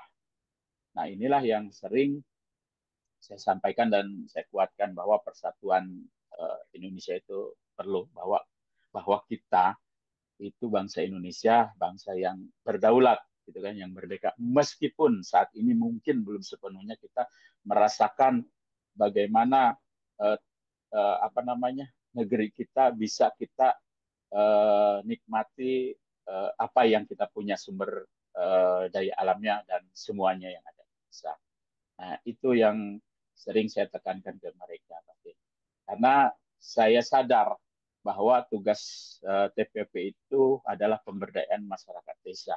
Nah, mengapa saya harus tekankan itu? Karena dalam konteks pemberdayaan masyarakat desa yang saya tahu bahwa kita harus merubah mindset masyarakat gitu kan ke arah yang lebih baik. Artinya yang perlu kita tingkatkan kapasitasnya ya kita berikan pemahaman yang baik dan benar supaya mereka ini betul-betul bisa paham bagaimana sih sebenarnya sebagai warga Indonesia kita yang baik dan benar serta kita bisa berkarya untuk negeri kita. Karena kalau bukan kita ya siapa lagi gitu kan. Nah, mungkin itu saja dulu sebagai kata pengantar dari saya. Sekian dan terima kasih. Assalamualaikum warahmatullahi wabarakatuh. Waalaikumsalam warahmatullahi wabarakatuh. Wah, luar biasa ini dari Mas Lukman, kemudian Mas Tatang tadi juga eh, menyampaikan baik itu kondisi real, juga peran-peran TPP ternyata luar biasa itu di Sanggau itu luar biasa tadi karena di perbatasan itu kan enggak dari segi geografisnya tidak mudah, dari segi tantangannya luar biasa karena di negara di sebelahnya eh, berbagai fasilitas umum juga bagus ya. Ini kan tantangannya lebih lebih kompleks ini. Tantangan kompleks juga tadi antara ini masukan-masukan juga, cerita-cerita juga kaitannya dengan apa yang dihasilkan dari kekayaan yang di sana dengan yang diberikan untuk fasilitas-fasilitas juga masih ada nih. Monggo nih Pak D, ini tadi kan masukan-masukan atau katakanlah jeritan-jeritan atau curhatan dari rekan-rekan. Juga apa yang sudah dilakukan oleh rekan-rekan terhadap tugas-tugasnya terkait dengan implementasi eh, nilai-nilai Pancasila ini. Monggo Pak D. Terima kasih Mas Paludi. Ini apa? Ini ada yang sorry sorry ini. Jadi Dari sini kita justru kemudian di bagian-bagian akhir kita menemukan hal yang berbeda atau hal yang kemudian menjadi catatan kita bersama. Yang saya tangkap dari Mas Tatang dan Mas Lukman tadi adalah justru yang kemudian perlu dipertanyakan dalam tanda petik tentang pemahaman Pancasila itu adalah mereka-mereka yang punya kebijakan di level atas gitu. Artinya pemilik kebijakan di tingkat pusat yang kemudian perlu kita pertanyakan tentang kepancasilaannya seperti apa. Bagaimana kemudian bicara tentang keadilan sosial, kita melihat kawan-kawan Mas apa Bang Tatang tadi sampaikan bahwa mereka justru mendapatkan lebih baik ketika kemudian ke negara tetangga gitu kan. Menjadi lebih nyaman mendapatkan fasilitas ketika kemudian dapat harga lebih murah ketika di sebelah, bukan di negeri sendiri. Ketika kemudian melihat perbatasan, nggak perlu pakai gapura, nggak perlu pakai tanda apa eh, tanda tugu masuk ke negara lain. Cukup melihat apa jalan aja. Kalau jalan coklat berarti Indonesia, kalau jalan hitam berarti sudah masuk di negara tetangga. Kan kira-kira gitu tuh yang saya tangkap dari apa Pak Bang Tatang tadi atau Mas Tatang tadi.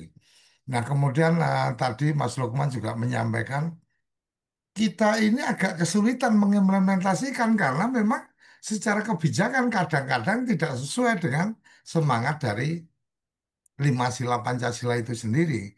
Nah, ini mungkin justru mestinya kalau tadi apa ruangnya apa Mas Lukman tadi membuka di awal atau di tengah-tengah pembicara apa di tengah obrolan kita menjadi lebih asik. Sama seperti Tatang tadi menyampaikan kondisi di lapangannya seperti itu. Walaupun saya belum pernah ada di sana, tapi saya sangat memahami itu. Kekayaan alamnya luar biasa, tetapi masyarakatnya tidak mendapatkan kemanfaatan. Desanya ada di tengah hutan gitu kan, tetapi kemudian apa masyarakatnya juga tidak menjadi sejahtera, malah justru direpotkan karena secara regulasi ketika mau membangun jalan itu jalan memang harus punyanya desa, harus punyanya apa punyanya warga. Kalau jalan itu punya hutan apa punya perusahaan perkebunan maka tidak boleh dana desa untuk membangun jalan di sana umpama. Ini yang saya tangkap. Nah, bagian-bagian itu sebenarnya yang kita dulu sempat dorong ketika bicara badan usaha milik desa. Jadi kalau tadi Mas Tatang menyampaikan, lo di tempat saya banyak penghasil batu bara dan seterusnya. Yang kaya siapa? Perusahaannya masyarakatnya nggak kaya gitu loh. Nah, ketika kita dulu mendorong lahir apa tentang keberadaan BUMDes, sebenarnya adalah ketika desa itu atau perusahaan itu ada dalam satu wilayah desa yang kemudian itu akan sangat mengganggu ekosistem desa, taruh kata lingkungan hidup dan seterusnya, maka mestinya desa itu tidak sekedar dapat CSR-nya aja, tapi desa harus punya saham di perusahaan itu. Ketika punya saham caranya gimana? Ya badan usaha milik desa yang punya saham di situ. Nah, hasil dari saham itu dalam bentuk dividen dan seterusnya, itulah masuk ke pendapatan asli desa. Jadi mimpi kita dulu seperti itu, Mas Panudi, tentang kemudian desa-desa yang ada di wilayah-wilayah konsesi atau wilayah-wilayah apa penguasaan dari apa perusahaan yang mana yang tadi Mas Tatang sampaikan polisi terhadap ini adalah haknya, hutan ini milik PT ini dan seterusnya, itu bukan dari desa yang punya kewenangan. Yang punya kewenangan ada dari Jakarta gitu loh.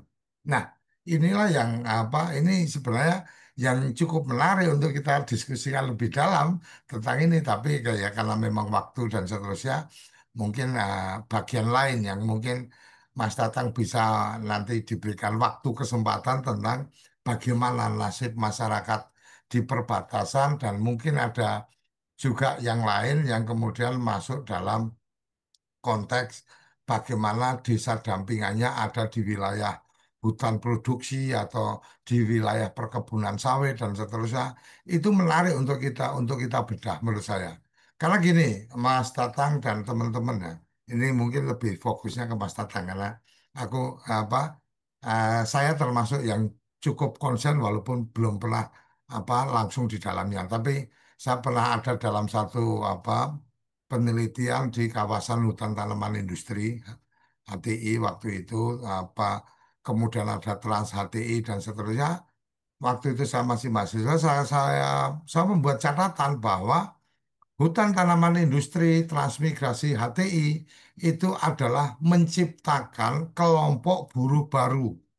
Kelompok buruh baru. Kenapa? Karena ya mereka hanya dapat lahan yang berapa, tapi mereka harus bekerja untuk perusahaan yang kemudian luasannya mungkin ratusan atau ribuan hektar gitu. Mereka pagi-pagi harus berangkat, diangkut dengan truk gitu kan. Bahkan sebelum subuh, ketika kemudian mereka melakukan kegiatan untuk penanaman atau pembibitan dan seterusnya, mereka juga untuk beribadah, khususnya untuk Muslim ya.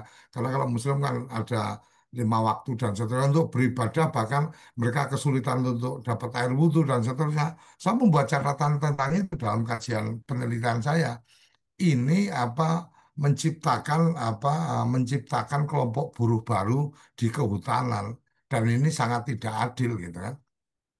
Nah, mungkin Mas Panudi menjadi catatan kawan-kawan yang ada di grup forum TPP juga mohon kalau memang ada yang punya ini ya punya binaan yang ada di tengah wilayah perkebunan atau yang ada di wilayah pertambangan dan seterusnya, ayo kita sharing lah bagaimana kemudian mencari solusi. Baru saja kemarin mungkin kalau kawan-kawan ada yang mengikuti kemarin tentang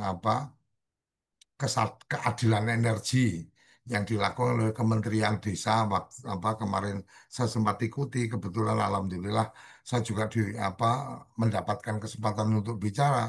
Saya bilang hari ini kita sedang banyak bicara tentang carbon trade, perdagangan karbon. Nah, kalau kita mau jujur, yang punya produksi karbon kan teman-teman yang di desa itu, yang dia menjaga lingkungan hutannya, dan kemudian dia tidak merambah hutan, tidak membakar hutan, dan seterusnya. Kenapa tidak BUMDesnya kemudian diberikan penguatan untuk bisa melakukan perdagangan karbon?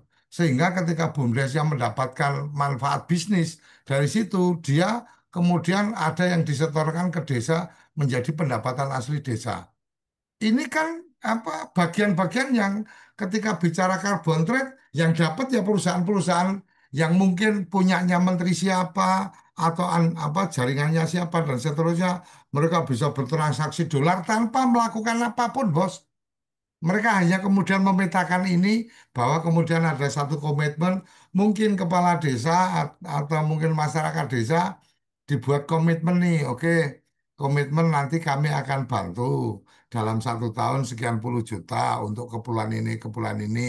Tapi warga harus komit untuk tidak merusak hutan, untuk melakukan ini dan seterusnya. Ini kan ini kan penghisapan gitu loh, penghisapan orang-orang yang punya kekuasaan, orang-orang yang punya informasi, yang kemudian tidak mendelivery untuk kesejahteraan masyarakat yang ada di wilayah itu.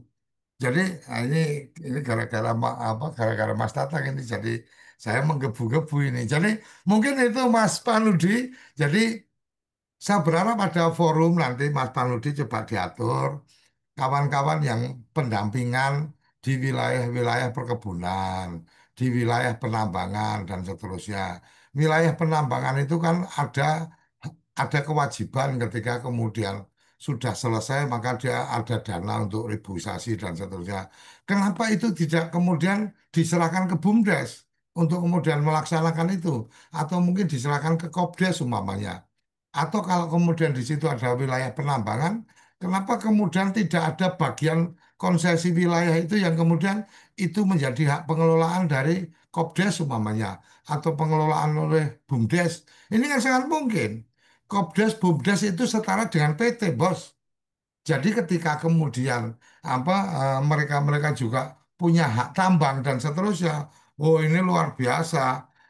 kawan-kawan tidak akan kemudian kekurangan karena memang punya sumber daya alam gitu. Jadi mungkin itu apa yang bisa saya sampaikan tentang tentang bagaimana pemangku kebijakan ini ada apa ada komentar justru oligarki penambangan yang menggila dan seterusnya. Ya kita yang harus bisa melawan gitu loh. Yang bisa melawan adalah kita, kawan-kawan dari desa yang bisa melawan. Kawan-kawan dari desa bisa melawan caranya kayak apa? Diberi penguatan oleh tenaga pendamping. Jadi tenaga pendamping ini kemudian memberikan memberikan kekuatan, edukasi, literasi dan pendampingan pada saat akan melakukan langkah-langkah. Apalagi sekarang sudah ada Koperasi Desa Merah Putih, apalagi sudah ada Badan Usaha Milik Desa. Dalam konteks ini bisa test case nih. Oke, kalau mereka oligarki yang menggila, kita coba nih kita dorong Kopdes kemudian mengajukan permohonan izin usaha tambang umpamanya atau BUMDes melakukan itu. Terus kita update nih di forum kita. Oh, Tatang sedang kemudian mengundang kepala desa mendiskusikan ini dan kemudian kita dorong untuk kita terus amplifikasi sehingga terdengar sampai ke telinga para pengambil kebijakan. Mungkin itu Mas Panudi, mohon maaf jadi panjang karena ini gara-gara pancingan dari Mas Lukman sama Mas Tatang ini. Terima kasih. Ya, ya luar biasa ini. Saya kira ini Pak D nanti kita beri kesempatan. Saya kira Mas Tatang atau Mas Heri atau siapapun ini kan sebenarnya mengangkat sebuah eh, topik atau tema itu yang ya tadi kalau lihat nilai-nilai Pancasila kan kesenjangan tadi, keadilan tadi. Nah ini sebenarnya yang harus ditampilkan di sini itu kepala desa, BPD, ah, nanti sama TPP itu. Ini menarik sekali gitu loh. Gitu itu Mas Tatang karena ini waktunya sudah di ujung anu nanti Mas Tatang bisa japri saya atau saya nanti anu saya kira perlu diangkat, apalagi di saat-saat ini. Monggo nanti yang harapan kami adalah ada Pak Kades, ada BPD, ada tokoh masyarakat, kemudian Mas Tatang sebagai TPP-nya, saya kira ini menarik sekali. Atau kasus-kasus yang lain atau di lokasi yang lain, justru ini yang harus harus disuarakan karena apa? Karena ini yang problematiknya yang eh, tidak segera selesai, apalagi kalau itu kewenangan-kewenangan eh, ya tadi yang di pusat tadi, sehingga nanti akan tidak hanya kita oke tadi penyadaran, tapi mungkin nanti ada dari kawan-kawan yang lain. Saya kira itu Pak Dekoco untuk closing statement Pak D. Oke, saya berharap forum ini bisa dioptimalkan, dimanfaatkan oleh kawan-kawan. Jadi silakan lah, mungkin dalam kesempatan kali ini tidak banyak yang saya bisa sampaikan, tapi yang jelas mungkin kita berikan kesempatan nih Mas Tatang untuk kemudian kita berkomitmen nih, ayo Mas Tatang. Artinya kalau memang sepakat ini sekarang hari Rabu, ah, kita hari Rabu ya benar ya? Rabu, Rabu ya. Hari Rabu. Kapan Mas Tatang mungkin di minggu ini mau Kamis atau Jumat, ayo bicara tentang wilayah atau desa di perbatasan, berbagi cerita itu dan kemudian kita eksplor nih. Apalagi Kementerian Transmigrasi kalau nggak salah ada ekspedisi Patriot kalau nggak salah. Itu kan bicara tentang daerah-daerah perbatasan, daerah-daerah transmigrasi dan seterusnya. Nah, mungkin Mas Tatang bisa bicara itu. Karena kebetulan kalau Kalimantan waktu itu apa di hutan tanaman industri itu saya apa datang di apa Batu Ampar ya, di Batu Ampar waktu itu kita ada di sana, itu tahun 90-an Mas. Tahun 90 91 saya di sana, saya merasakan betul gaya kehidupan buruh ada di sana karena listrik sudah masuk, air masuk ke rumah-rumah, tetapi listrik hanya nyala di setelah maghrib gitu kan. Ketika nyala setelah maghrib, maka kemudian hampir setiap rumah itu yang orang Bali muter sound systemnya keren banget, yang Jawa muter wayang, yang kemudian yang Jawa Timuran itu nyetel ludruk, Jadi kalau malam itu udah kayak pasar malam itu. Rumah-rumah itu berlomba dengan berlomba dengan sound systemnya kan gitu. Kalau hari Sabtu mereka itu kemudian menghabiskan uang apa pergi ke kota gitu bareng-bareng nanti pulang-pulang bawain. Jadi konsumtifnya konsumtifnya orang itu dibangun dan kemudian akhirnya ya mereka duitnya habis ya mungkin anak turun akan ada di situ terus-menerus menjadi buruh dari hutan tanaman industri. Nah ini mungkin sedikit yang sempat saya dapatkan. Mas Tatang mungkin mungkin Mas Paludi setelah closing statement saya, silakan nanti diberikan kesempatan Mas Tatang untuk ayo komit kapan kita akan bedah bicara tentang perbatasan ini menarik nih. Saya akan sangat apresiasi kalau Mas Tatang dan kawan-kawan yang lain siap untuk speak up. Kondisi kami ini begini, kondisi kami ini begini. Kira-kira itu Mas Parudi untuk closing saya. Kembali selalu salam bahagia kawan-kawan. Salam sehat untuk orang-orang yang Anda cintai. Salam desaisme. Terima kasih. Monggo Mas Panudi, mungkin Ya, Mas Tatang bisa diberi ya. kesempatan. Oke, ya, ini harapan kami. Ini kan ada nanti Mas Tatang, Mas Heri itu juga, nanti suatu saat, diberi kesempatan loh Mas Tatang, kira-kira untuk jadi istilahnya pemantik, eh, mengeksplorasi kaitannya kondisi di perbatasan seperti apa, akan dianukan seperti apa tanggapan dari Mas Tatang untuk diagendakan. Monggo Mas Tatang. Baik, Pak Ade.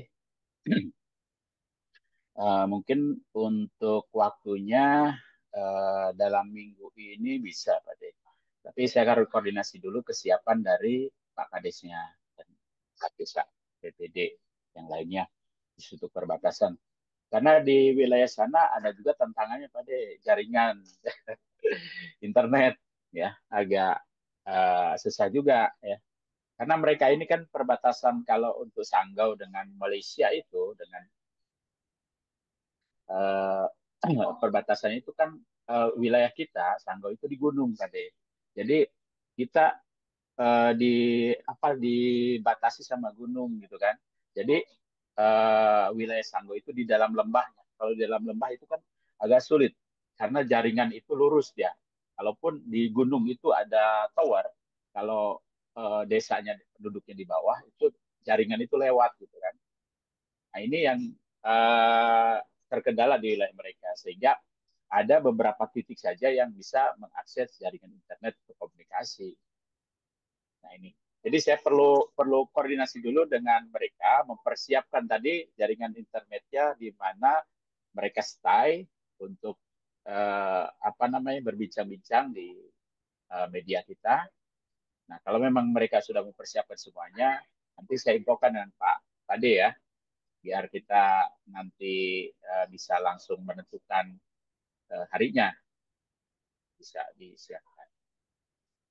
Kemudian mungkin yang kedua tadi kan ada juga wilayah desa saya itu hampir rata-rata yang 4 ini itu berada di kawasan perkebunan sawit dan kemudian pertambangan boksit.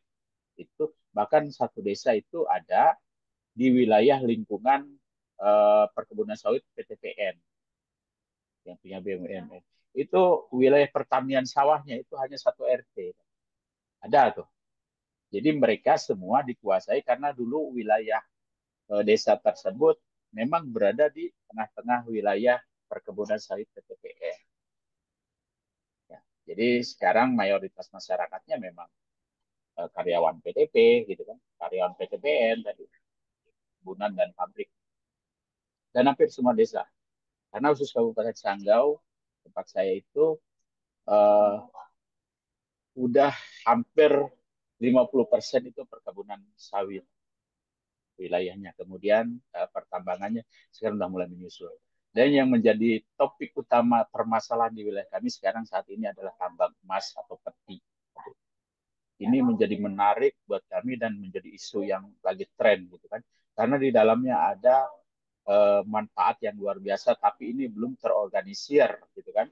Nah, justru eh, hal ini menimbulkan polemik di masyarakat kami ya. Karena di satu sisi masyarakat itu hanya menjadi pekerja seperti yang Pak Deko sudah sampaikan tadi. Karena si bos-bos ini yang notabene-nya punya modal itu kan ngirim apa?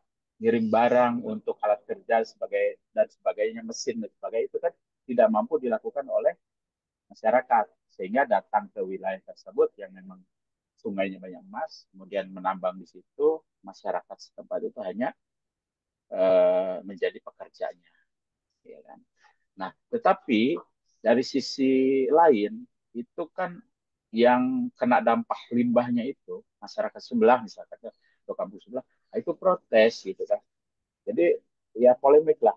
Sementara pemerintah daerah juga dalam arti bupati, gubernur, dia tidak bisa berbuat apa-apa.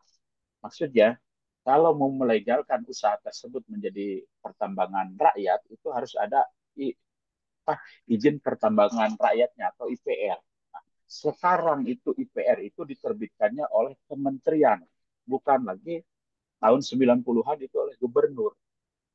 Nah, kalau dari 80-90 itu gubernur yang menerbitkan, kalau dulu WPR namanya, wilayah pertambangan rakyat. Jadi para penambang lokal itu bisa melakukan uh, menambang emas di wilayah desanya dengan izin tersebut di wilayah WPR. Ya. Nah, saat ini menjadi polemik lagi karena kebijakan dan kewenangannya itu diambil alih oleh pusat. Nah, yang menjadi masalah utama sekarang adalah uangnya tadi. Uangnya itu ngalir terus. Ada lembaga ini minta lembaga itu. Dan semua itu bermain. Artinya yang menjadi korban karena masyarakat setempat ya kan? Dia bekerja hanya sebatas dapat upah. Tapi yang dikeluarkan oleh yang punya modal di situ itu banyak sampai puluhan juta. Bahkan seminggu itu dia menyetor itu 30 juta dalam satu kelompok ya. Itu untuk yang tidak jelas tuh, jatah-jatah yang tidak jelas. Nah ini sebenarnya menjadi polemik. Nah tadi Bupati mau menangani, bukan kewenangan saya, Gubernur juga begitu. Bagaimana saya mau melarang?